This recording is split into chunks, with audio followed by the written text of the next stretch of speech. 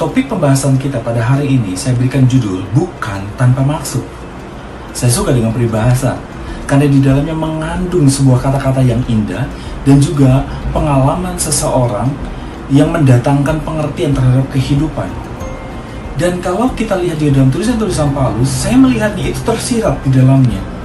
Oleh karena itu, saya memahami bahwa ketika Paulus menyampaikan kepada Timotius bukan tanpa maksud ketika dia mengatakan jangan kau bersilat kata dengan mereka.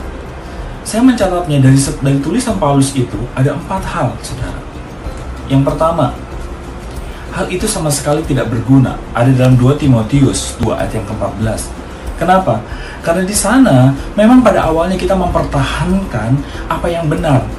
Namun karena berhadapan dengan pemahaman yang tidak sama dan juga hati yang keras untuk menerima sesuatu yang baru, maka akan berujung pada kesia-siaan belaka. Yang kedua, yang juga ada di dalam 2 Timotius 2 ayat yang ke-14 dikatakan apa? Itu mengacaukan orang-orang yang mendengarnya. Kenapa hal ini terjadi? Karena ketika kita bersilat kata, ada orang-orang yang mendengar, orang-orang bingung karena mereka tidak mendapatkan titik temu kebenaran yang mereka mau dapat, sehingga akhirnya mereka bingung, mengacaukan mereka.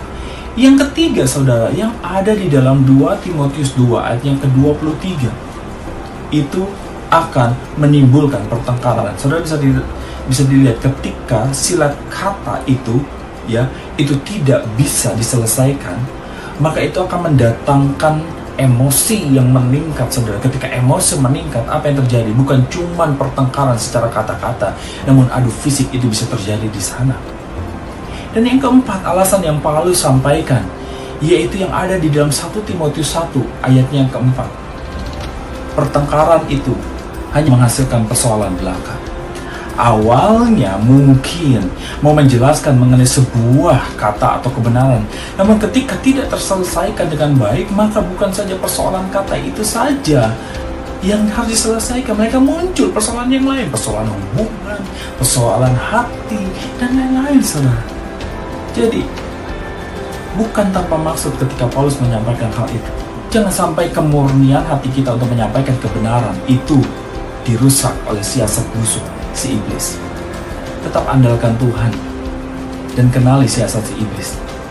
Bukan tanpa maksud Paulus menyampaikannya, karena dia mau mengungkapkan ada apa di balik itu semuanya.